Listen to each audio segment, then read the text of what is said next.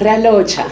Lina laka ke molatelo wa ga Ramotshwala. I work at the Small Enterprise Development and Finance Agency here in the capital city in Hatfield. This is where we are bringing you this month's episode of our agency's podcast. February is Manufacturing Month here at ZEDFA. And as part of profiling our clients that are in the manufacturing space, we have a guest, Cate Olifant. Cate is the founder of Akani Paints, a manufacturing and distribution company. It manufactures paint. And Cate Olifant, minjani? Thank you very much, Ifukile. Hi, Lina Kirona. Ish, data bundles nonetheless. Thanks for making time to join us on this conversation on the ZEDFA podcast.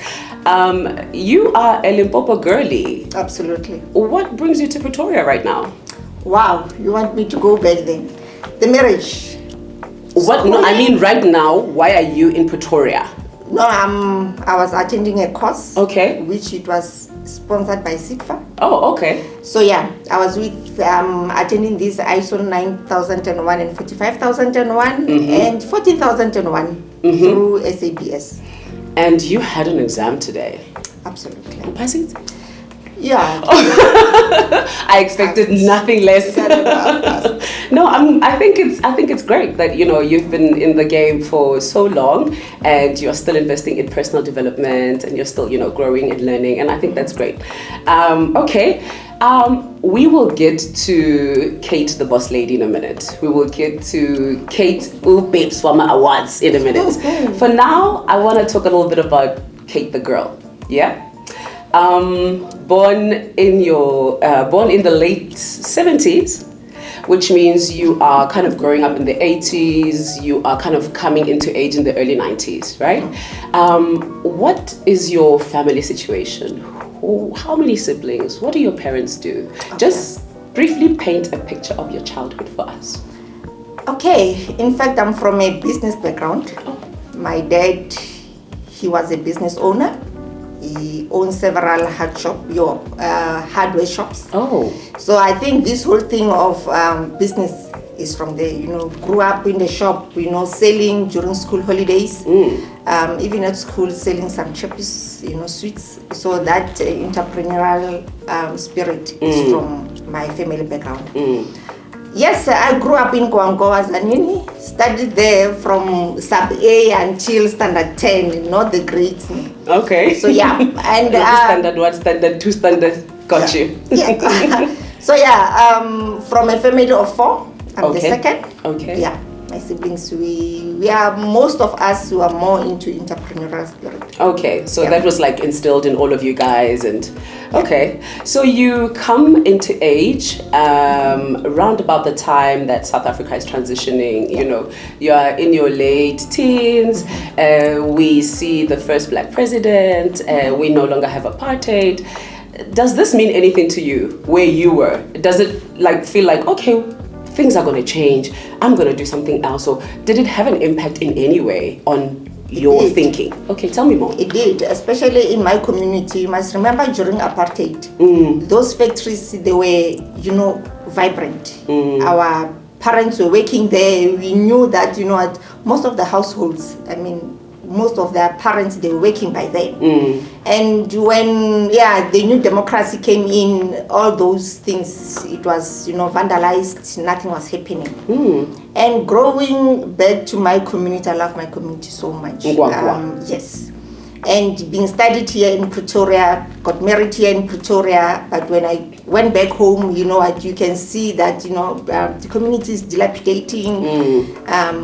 Unemployed is increasing, and I said, everything is in Gauteng. What can I do here? I want to pause you there before you go further into your what can I do here and stuff. You said you studied in Pretoria. I studied in Pretoria. Where and what did you study? My background is more into marketing. I'm more into public relations and marketing. So this whole thing of the science of the chemistry, it's got nothing to do with my background. But you study marketing and you go on and you become a director in a construction company. Yes. Okay, Let me just take it back. Maybe, yeah. I think when I've worked for public and private sector, and it was time to change. I think I'm this person that I love challenge. So my husband by then, he was in construction. I see. And I was supposed to go to the company that I was working for. Was supposed to go to Sweden for 3 years. There was some development program that I was supposed to attend there. So you know what? I'm still young. My husband said, "Yeah, I could see you. You are busy going there. Who knows? All those kind of. You might not come back, you know." And possibility was very high that I might not come back. So I had to make a decision because of I also needed a change. Okay. I said, you know what, I think it's time. I also want to do my things, and we had to agree that, you know what, you give me some percentage in your company, in the business, and I'll stay. Okay. And we didn't agree at first. I said, no, I can give you 10%, and then I said, no ways. I give you only 10%. Either 50-50 or you leave. Okay. And I had to settle 49-51. Got it. You know. So yeah. And what did you guys go on to do in that 10 years that you were there? What kind of projects did you guys work on? What were some of your highlights? What were some of your lessons from that experience? To be honest with you, we were so blessed because of it was during the 2010. So many projects that were happening. But the major project, it was to be involved in the gas pipeline project. Okay. From Pretoria until KZN. Oh. I think, in fact, I was the first black subcontractor for that kind of a project because of it was more in the main contractor was an overseas company. Okay. So I've learned a lot. I think since then, that's where construction industry opened my eyes. I see. Not mainly into the building structures or maybe the water reticulations that we're used to. It's a diverse space. Yes. You can come in on different aspects. Yeah. So yeah, specifically for that project, it really opened my eyes, and then we were blessed to get several projects until I decided, when you are with your partner, we don't see things eye to eye, we don't see things the same. Yes. And you're a boss lady, you want to do your own thing. I ended up saying, you know what, let me resign from your company and do my own. What lessons are you walking away with from that process before you go into your own thing? I'm glad I had to work with him. I'm glad I had to learn so many mistakes, which I'm trying to avoid now.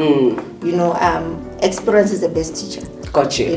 There were so many mistakes that I said, you know what, if I can have my own, this and that I will not do. Okay. In that time, are there children in the process too? Yes. You become a mother? You know what, I'm blessed with 3 kids. You? And I'm also a grandmother. No way, grandmother way. And anyway, yeah, so my kids are grown up. Okay. I've got 1 boy and 2 girls. I see. So yeah, they are grown ups now. I think it's only one that she's still in high school doing grade 11. So but now you're a mother, you're a business owner, how are you navigating all of that? Balance. As women, we wear so many hats. For sure. So there comes a time it's not easy, but you also need to provide for your kids, and this person that I need my kids to look up to me. Got you. Yeah. Okay, so now you leave the construction industry and you decide I'm starting Akani Paints, and you register it in 2014, but then no, it was registered in 2015, but you had already started doing work in 2014. In fact, with this one, because of by then when I started my own construction business, the flats here, in fact, the student accommodation here at the University of Pretoria, I was a subcontractor for it. It was 2013, 2014, I still remember wearing the boots, the work suits, from level 1 until 15th or 16th floor. What? And I could see that. Quite physical. Yes. And it was during lunch, tired, and I said, people who are making money in this project are suppliers. They're not getting dirty like me. And I could see, but where my interest, it was more into electrical. Got you. And but I couldn't get it right. And with paint, because of knowing my background that I didn't do chemistry, I had that thing of paint formulations, where am I gonna do this? But I started to ask some of the workers for this white lady. She was a subcontractor for painting. And I said, you know what, I'm interested in your business. Are you making your own paint? He said, no. Making your own paint is not for everyone. You can use other, the brick brands names, and then you can supply. I said, no, I'm more interested in doing my own. I said, no, this is not a sissy business, lady. Don't try it. Don't even try. You tried anyway. Yes, but what I can say, I'm glad I had my mentor by then, Mrs. Kelly, and she was a lecturer at University of Pretoria. I presented this idea to her and said, give me some few months and then I'll do some due diligence for you. And she did. I think after 3-4 months, she called me, we set up. Firstly, only 2 things. Do you have money? And what was your answer?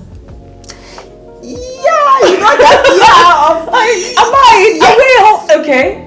Secondly, patience. He said, this business of yours, it might even take you more than 10 years until you are well known, until you establish yourself. So I think it was in 2014. By then, 2015, I said, you know what, let me do this. So when she said, do you have money, you are looking in your pockets and you're like, oh, not really, but okay, of course. So you went ahead anyway? I went ahead anyway. I started to attend some short courses and I failed dismally. Tell us a little bit more about. No, you have to break down the failure. What happened? Where did you fail? Yeah, there is SAPMA, South African Paint Manufacturers Association. So they had some the basic courses in paint manufacturing, and I attended them because of it was more technical. Yes, and when you're a marketing girl, and I've never been in the space, not even knowing the manufacturing of paint. How does it look like? So many things. Paint needs to be tested. I have no idea of when they say the viscosity, the whatever. Yeah. What is it? Yeah. So I think that's based on that background of not having the background of the product itself. Yeah. But I had to, visit several paint manufacturing businesses and have a look. Even the big names, you go there, their warehousing, well, it's a well-run machine, and things are set up properly and stuff. And you were feeling intimidated, like, hey, I might not get here. Absolutely, but you know what? I'm this person that I believe each and everyone is got this thing of to God. If God gives you this idea, it's like God, that how am I gonna do this? Yeah. But anyway, to cut things short, I started by distributing first. Yeah. It was some 2 brands, and then I distributed the products.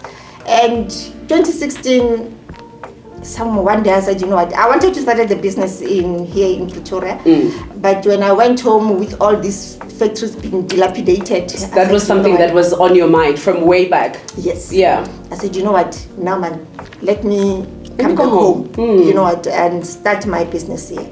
Fine, I went to my proposal, tried to negotiate it with Limpopo Economic Development leader.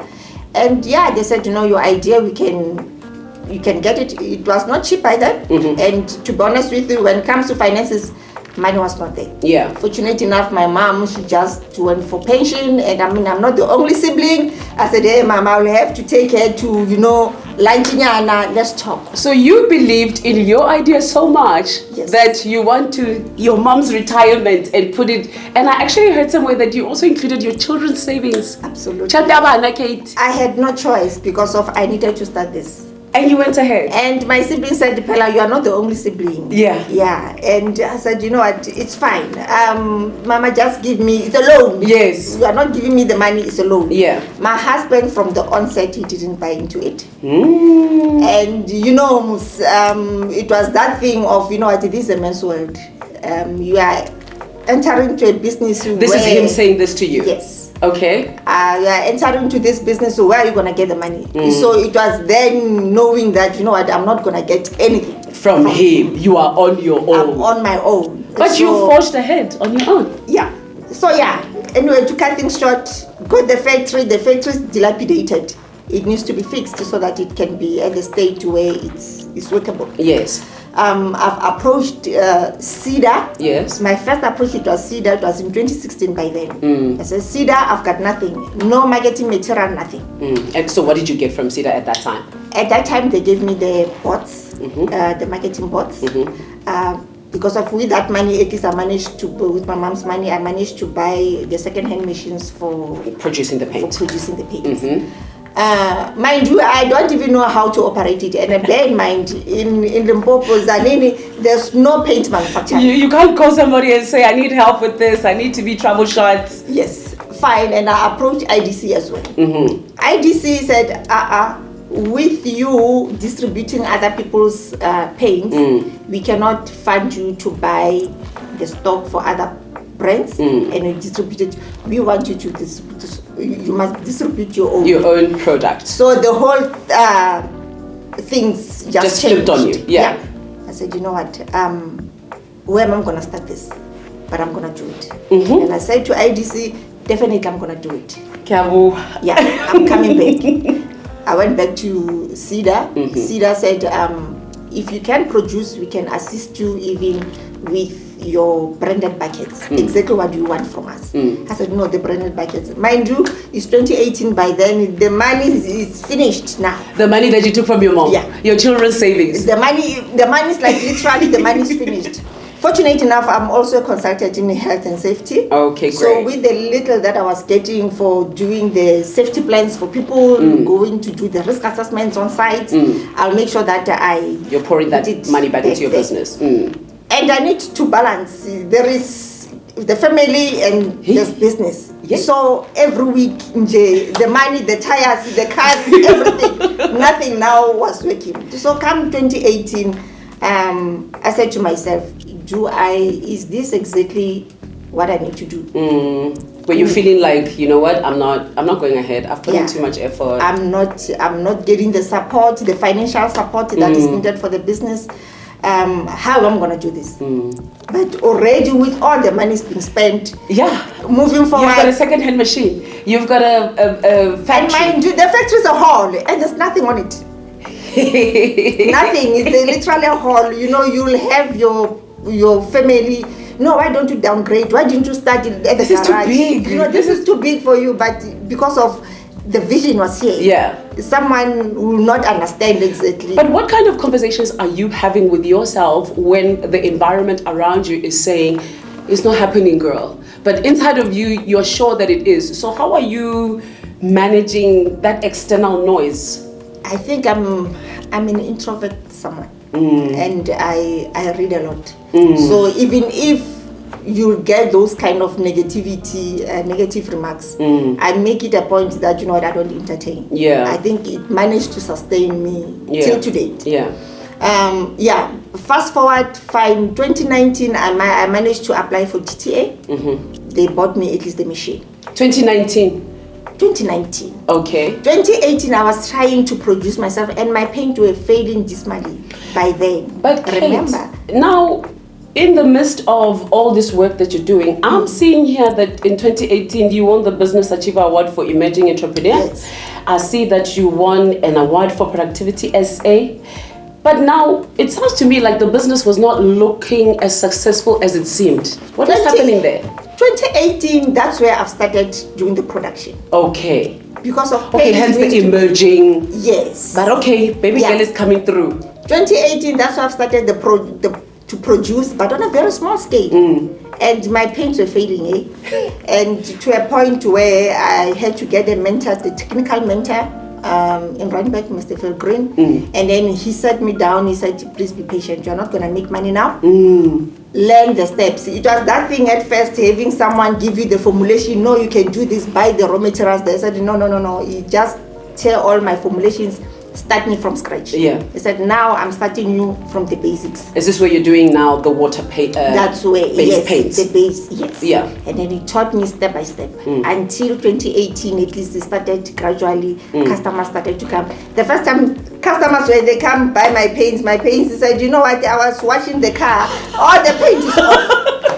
So I could see, no. So how are you dealing with this negative feedback? That's the thing. Hence, that's when I decided, is it what I can do? And you can see that even family said, we told you, please, we told you, certain things, just leave it to the experts. And that's where I humbled myself to the core. I said, you know what, please, I need the experts to teach me how to do this. Yeah. I have to learn to do it. You're not thinking, let me leave this business. No, You're saying, I'm forging ahead. Because I had no option for me leaving it. Now there's just been too much negativity. Everybody's expecting you to fail. And in your head, you're like, nah. It's not happening to me. Yeah. So 2019, I've applied. I went back to CEDA. CEDA said you can apply for TTA. And then I've applied for TTA. And yeah, the big machine came. Tell us a little bit about that.